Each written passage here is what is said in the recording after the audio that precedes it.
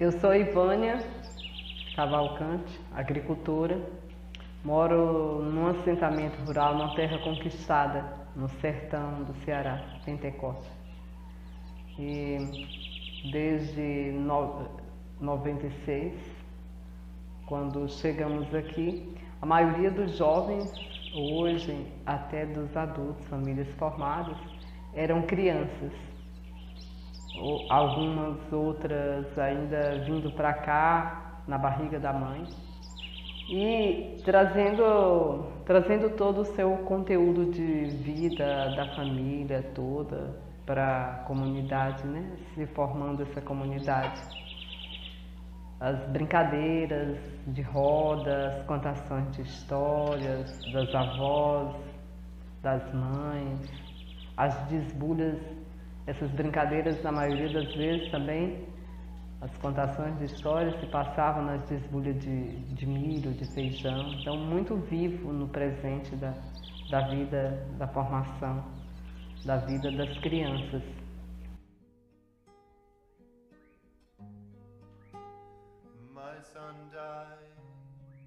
Assentamento Manduladino, projeto Barra do Leme. Barra do Leme é o projeto do INCRA, Fazenda Barra do Leme, e assentamento Manduladino é por nossa conta. Foi nós que já, depois que chegamos aqui, a gente deu o nome, prestigiando um grande lutador indígena, Manduladino, que enfrentou o projeto de colonização nas regiões ali da Serra da Ibiapaba. O assentamento aqui ele surge de uma ocupação realizada lá no Sertão Central. É a ocupação dos 12, em torno de 12 pessoas que já haviam experimentado muitas lutas e descoberto as suas afinidades, mesmo tendo diferença com os outros movimentos, todos os outros movimentos sociais, mas a gente apoiou a luta pela terra, sempre, sempre. E a gente resolveu fazer uma ocupação com a nossa cara. Eram pessoas de Madalena, pessoas que estavam no Acarape, pessoas que estavam no Maracanaú, em Quixadá, de várias regiões aqui do estado. E nós ocupamos a fazenda Madalena Velha, lá no município de Madalena. Dia 13 de setembro de 1996, uma sexta-feira. Foi uma sexta-feira 13. A partir das 12 horas da noite, nós chegamos lá no local, aliás, no início da fazenda, e 5 horas da manhã que a gente veio chegar no acampamento. Em seguida, quando o dia amanheceu, nós escutamos as rajadas de tiro dos seguranças que estavam no portão da fazenda, mas eles temiam também de se aproximar, que não sabiam como a gente estava. Nós divulgamos em seguida que seria um número de aproximadamente 200 pessoas que tinham ocupado, eram 50 famílias, mas não passava de 15 pessoas contando com as crianças, né, a ocupação. Em seguida formamos comissão, fomos ao INCRA, o INCRA veio, fez a pesquisa cartorial e disse que a terra não podia ser desapropriada, porque já estava dividido entre os herdeiros, já tinha sido feito o inventário. E aí a gente não tinha como ficar naquela terra. Passamos ainda 25 dias e o INCRA nos ofereceu um carro para a gente percorrer outras terras que estariam no processo de desapropriação bem mais avançado, que a gente sairia daquela terra que não seria possível desapropriar e entraria em uma dessas terras que já estavam em processo bem encaminhado para a desapropriação. Nós aceitamos esse transporte, fizemos uma vistoria andando só em 2 fazendas, a Fazenda Capim, que é a Santa Bárbara, no município de Caucaia, e essa aqui que é Barra do Leme. Foram 2 fazendas que nós visitamos e nós nos agradamos dessa fazenda aqui. E aqui a gente fez a nossa morada. Ocupamos novamente porque a gente trouxe o carro do INCRA, que não podia. O INCRA falou que não podia o caminhão entrar aqui, mas não falou para o motorista, e a gente trouxe o motorista do carro para aqui, para dentro, acelerando ainda mais a desapropriação dessa terra aqui, que não era possível ainda ser ocupada. O INCRA ainda não podia jogar a gente aqui. mas caracterizou-se isso a partir do carro do INCRA que teve que entrar aqui com a gente. Os açudes muito rasos, a terra é muito plana, e os açudes têm um espelho enorme de água, mas não tem profundidade. Seca rápido, com 1 ano, 2 anos de seca, e a gente já enfrentou esses 2 anos de seca, assim, nos primeiros 2, 3 anos que a gente esteve aqui, né? Foi de seca. E essa realidade nos fez também, assim, refletir tudo que a gente trazia de bagagem sobre como a gente queria se relacionar com a terra e com nós em cima da terra. A relação social de produção e a relação também com a terra. A gente começou a refletir. Mas nem todos conseguiram segurar essa reflexão, porque logo vieram os compromissos bancários e as pessoas não viram outra solução que não fosse investir em gado, e o gado tornou-se a poupança para responder às dívidas e continuar escravo de um patrão oculto que era a dívida do banco, que era o patrão INCRA. O patrão que era pessoalmente de cada um passou a ser o Estado, o patrão do povo, e essa dependência continuou por muito tempo. E daí surge as preocupações com as quais a gente estava aqui. A luta interna na forma de lidar com a terra, uns querendo a nova relação com a terra, uma terra sem desgastar, recuperando esse solo e recuperando também as sementes. Aí nasce o ciclo vida. E o ciclo vida nasce nessa busca do resgate das sementes naturais, quando a gente viu que estávamos plantando uma semente que não era mais a semente originária, a semente das comunidades. Era uma semente modificada, eram as híbridas que estavam sendo empurradas goela abaixo como um rolo compressor em cima do povo do campo. E essa busca a gente fez nas localidades, e a gente deu o nome dessas buscas de ciclovida. E a gente deu um tempo por aí afora, eu e a Ivânia, por exemplo, a gente esteve viajando no resgate dessa semente. Quando voltamos aqui no assentamento, depois de algum tempo que passamos fora, a gente se deparou com uma outra realidade. A realidade da energia elétrica que havia chegado. E com ela também havia tirado nossas crianças da rua. Tinha roubado a sua autonomia, a sua independência, a sua espontaneidade. Ela estava na televisão. E a gente ficou surpreso com um fenômeno muito diferente, muito triste. Quando anoitecia, a gente não via mais as crianças brincando nos terreiros, correndo, brincando de pega-pega, de roda, as contações de história que se passava também entre os adultos, nas rodas em casa mesmo. A gente não via mais, esse cenário era outro, era um silêncio total quando anoitecia, nos terreiros, e em casa as crianças, a gente começou a procurar, ver o que tinha acontecido, e a gente via que em casa as crianças estavam quietas, comportadamente, em frente às televisões, assim, assistindo a programação que era a família toda, os adultos, as crianças, nas novelas, em outras programações também. E tão anestesiadas quanto os adultos, as crianças já estavam comportadas a receber passivamente aquele conteúdo ofensivo mesmo. E a gente ficou triste, incomodado e depois muito inquieto. Nossos filhos também crianças, e a gente começou a brincar com eles e a chamar as crianças vizinhas que a gente convivia. E começou a vir outro, e parece que acordando a memória, né, da nossa ancestralidade, que em pouco tempo a gente viu o terreiro florido, assim, poucos dias de brincar. E a gente foi brincando muito, então ficou assim, era puxado mesmo. A gente passava um dia trabalhando na horta e quando a gente chegava à noite, a criançada já estava toda no terreiro lá de casa, chamando, esperando. E a gente ia até 10 da noite. Depois a gente começou a puxar pela memória das brincadeiras, as cantigas de roda, que já estavam ficando esquecidas. E muitas vezes a gente perguntava para as crianças, e como elas já estavam ficando esquecidas, a gente pedia para elas pedirem ajuda às mães, a avó, a ver se ajudava a lembrar. E aí, muitas vezes, os adultos começavam a deixar também a televisão e a vir brincar, ajudar no resgate dessa memória.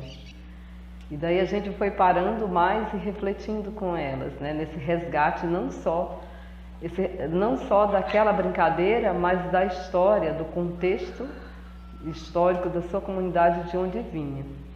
E nesse resgate, a gente foi vendo como era a nossa vida antes do assentamento e aqui, que relação a gente tinha com a natureza, com a terra, com o todo, né? A gente um ser completo. E daí a gente ia percebendo juntos que a nossa relação com a terra, em modo geral, assim, os agricultores, não tinha mudado muito, infelizmente.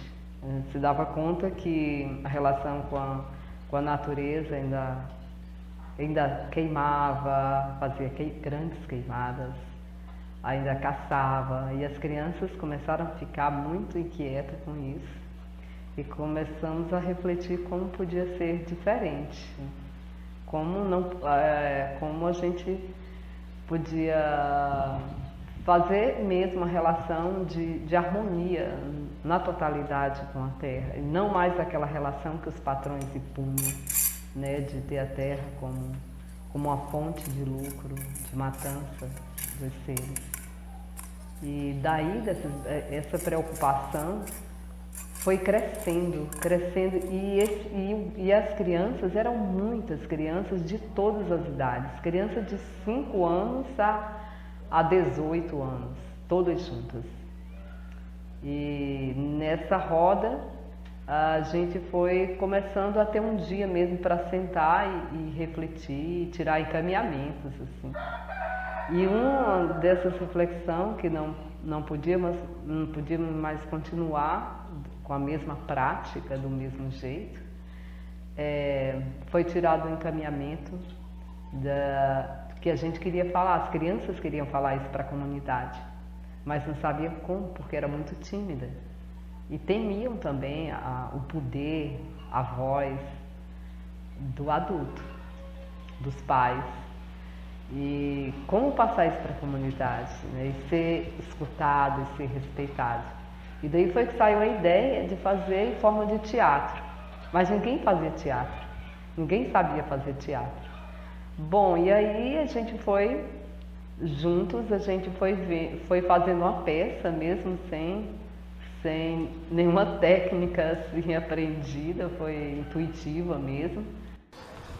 Minha avó e minha avó Flor, que Deus a tenha na glória, me falavam em parábolas que eu guardei na memória, sem saber por que guardava e sem saber se um dia usava para aplicar na história.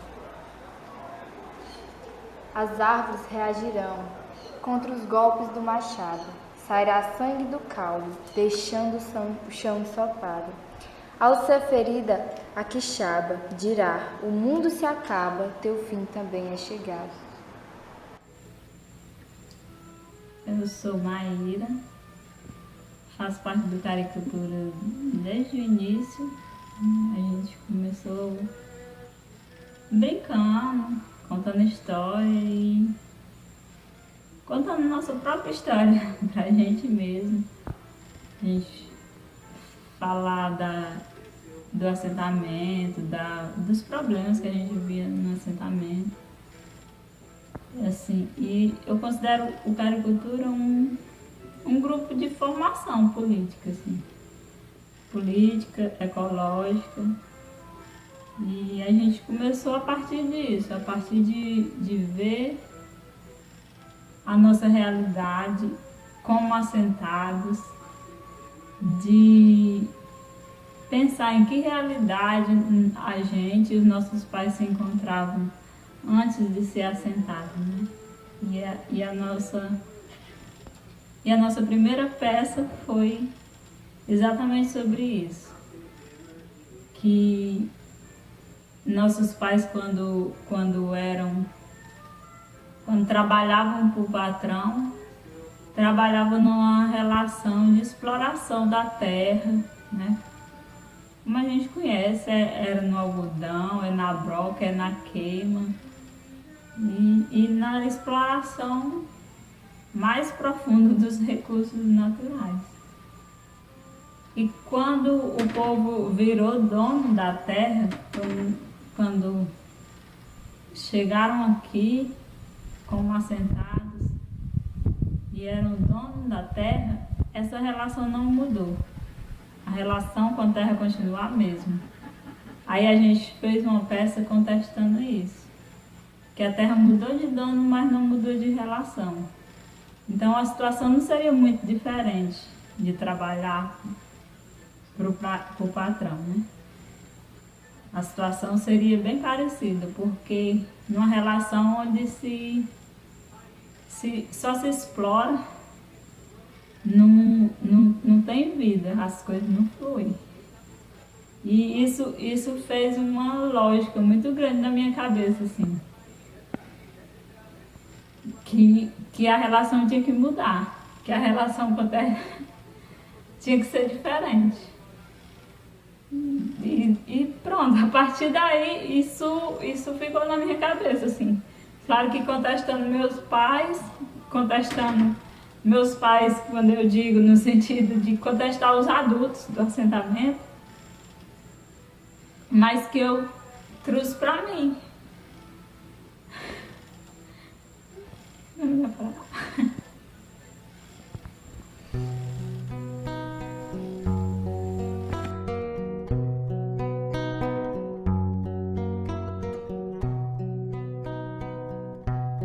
Pretendo nada, nem flores, louvores, triunfo, nada de nada, somente um protesto, uma brecha no muro e fazer ecoar com voz surda que seja e sem outro valor que se esconde no peito, no fundo da alma de milhões de sufocados.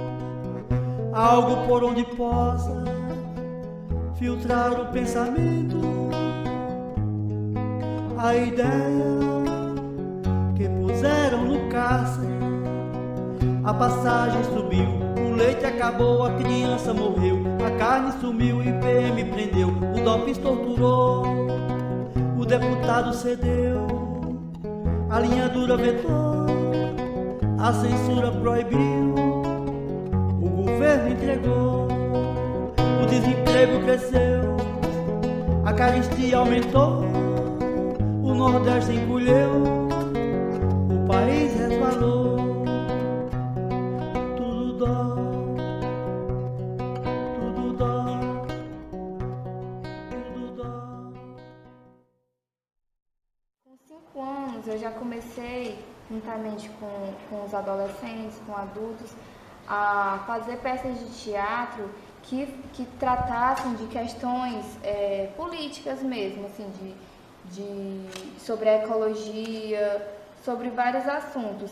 E além do teatro, havia outras atividades, né, como por exemplo a catação de lixo, né, de limpar as nossas casas, de não deixar aquele lixo, aquele plástico, aquilo ali poluindo. Então, foi uma coisa prática, porque na teoria talvez a gente não tivesse ficado com essa consciência de que o meio ambiente é importante, de que é legal deixar ele limpo, mas com essas atividades isso ficou muito mais forte em mim e eu tenho certeza que nos outros também.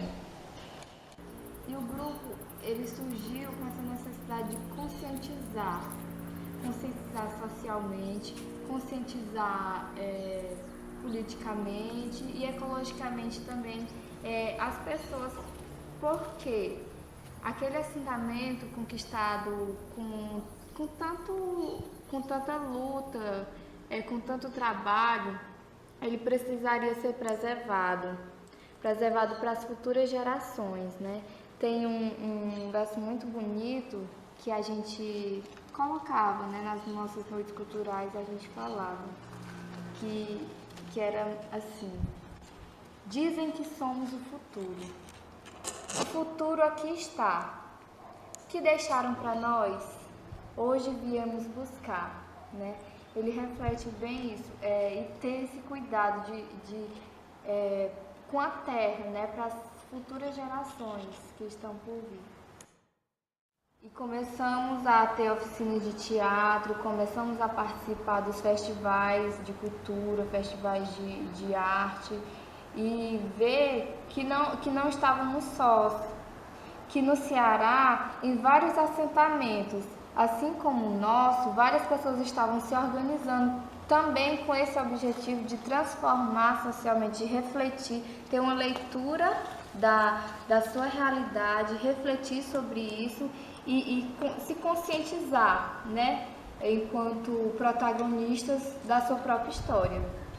E eu tive a oportunidade de participar da Escola de Teatro da Terra, né, que ela pegava várias pessoas de vários assentamentos do Ceará, dava uma formação com pessoas de referência, né, do Brasil em teatro, tanto no teatro de rua como no teatro político.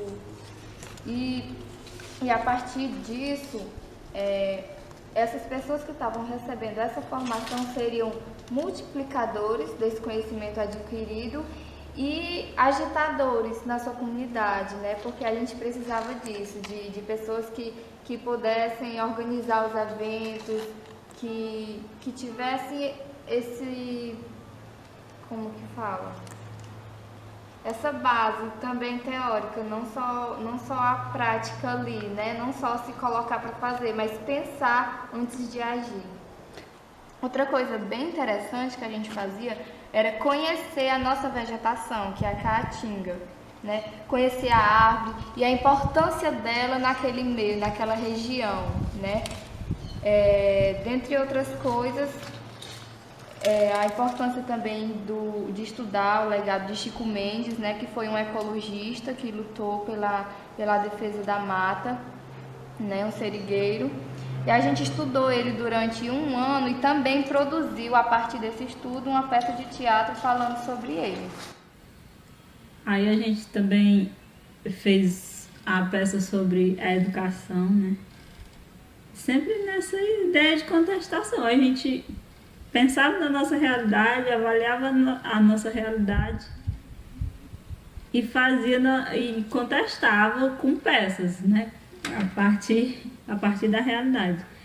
E quando a gente estudava, né, quando a gente ia para a escola, a gente ia de pau de arara, caminhão pau de arara, super lotado, numa estrada muito ruim, no inverno, passava pelos riachos, o carro dava prego, a gente vinha de pé, 15 quilômetros, atravessando riacho. E sem falar na qualidade da educação também, né, das próprias aulas, do próprio conteúdo, da própria falta de formação dos professores, assim. E a gente também fez uma peça questionando isso, questionando o transporte escolar e questionando a qualidade da educação. Que eu, inclusive, fiz um cordel falando sobre isso também, que me gerou muitos problemas, assim, contestar a educação, porque foi bem esse meu foco, foi dizer que os alunos iam para a aula para fingir que aprendiam, os professores fingiam que ensinavam e os alunos fingiam que aprendiam, porque era isso que eu sentia.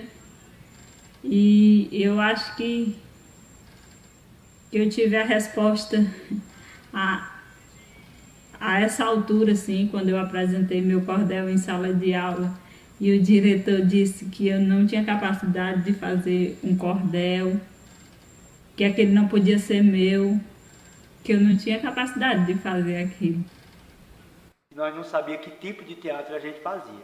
A gente sabia que era teatro, talvez de rua, de terreiro, do campo, ninguém sabe, da estrada. Era um teatro que a gente fazia e que refletia muito da nossa realidade. É um teatro bem real. Só a gente veio perceber isso quando a gente veio conhecer um pouco de Boal. Tem muitas pessoas também que nos ajudaram a conhecer, a gente recebeu algumas oficinas de pessoas que contribuíram com isso.